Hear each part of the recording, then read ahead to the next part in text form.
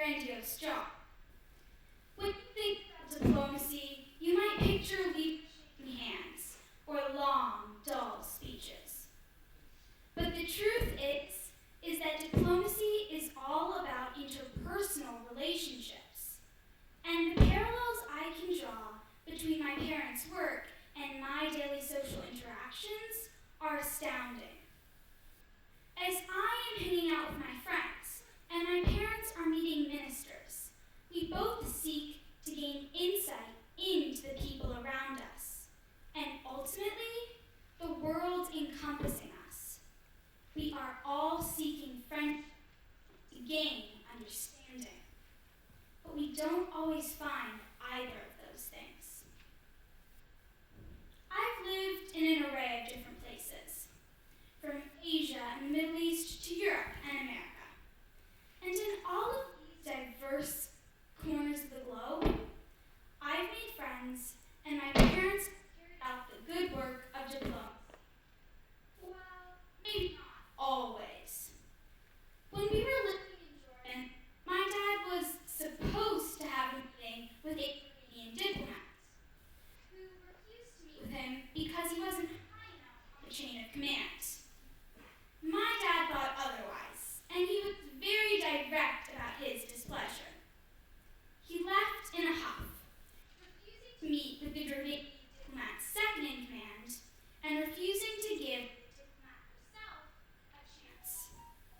My dad had decided that this diplomat was an unhelpful person, whom he couldn't work with, all because of that first encounter, where he hadn't even met the woman herself. He spent about a year avoiding this diplomat, until a crisis involving refugees pushed them into close collaboration. Lives were at stake. They had to work together. And together, they accomplished a lot. My dad's snap judgment had been wrong. And that's the dangerous thing about snap judgments.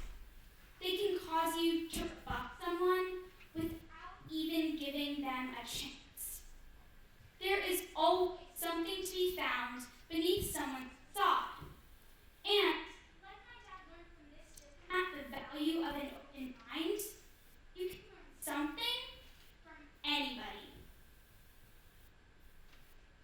Barbecue, my friend said as we waited for the bus. What? I asked, slightly confused. New Zealand has the best barbecue, he replied. America has barbecue too, I pointed out. Yeah, but it's not like New Zealand's barbecue, he smiled. America has pretty much every type of food. You can find Japanese and Italian on the same street, I exclaimed. That sounds pretty nice, he admitted. I'd like to try that. But you have to try New Zealand barbecue too. Deal, I agreed. One of my most valued friendships started with arguing. And trust me, our debates got far more heated than this little dialogue shows. I barely even knew New Zealand existed before I met Reese.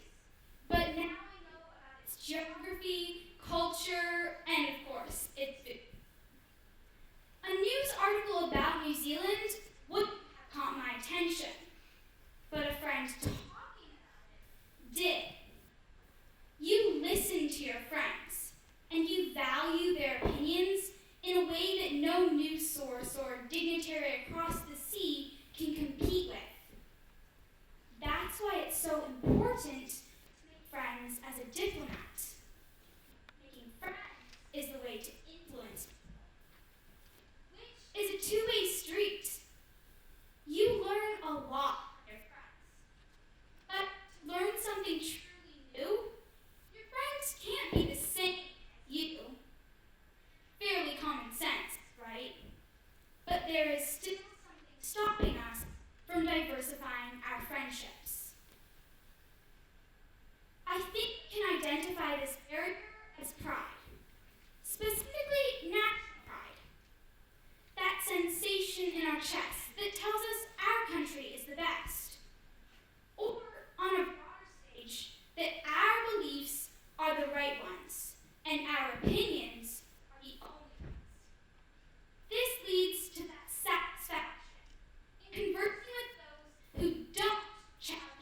vengeance.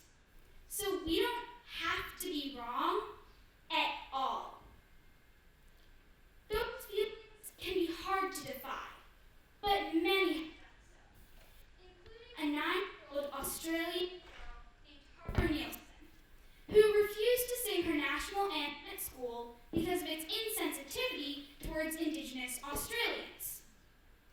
For this simple protest, she received media blowback from prominent politicians. National pride has the potential to be a form of cross-cultural exchange. All the arguing I did stemmed from pride and taught us a lot about each other's countries. But national pride can also be overly aggressive and detrimental to cultural exchange and diplomacy. Through her protest, Harper Nielsen caused Indigenous peoples to applaud her. She opened the door to friendships with them. But by condemning and demeaning that same protest, her own government tried to shut that door. It's small actions like Harper's that are giants in the annals of history. The actions we take matter. This is simultaneously a story of the worst of us and the best. Pride can get in the way of friendships, but it doesn't have to. We are communal animals, but as our population has grown, it almost seems like our communities have shrunk in diversity. We have drawn more borders, and we have receded further and further into our comfort zones. But people bringing about change, the revolutionaries, they are the ones leaping outside of the lines, and they are the ones inspiring others to leap with them. Gloria Steinem is one of such revolutionaries. She has changed the world, and I had the fortune to see her speak at an event here in Florence. She kept articulating one point over and over again, that the most important thing is to support each other.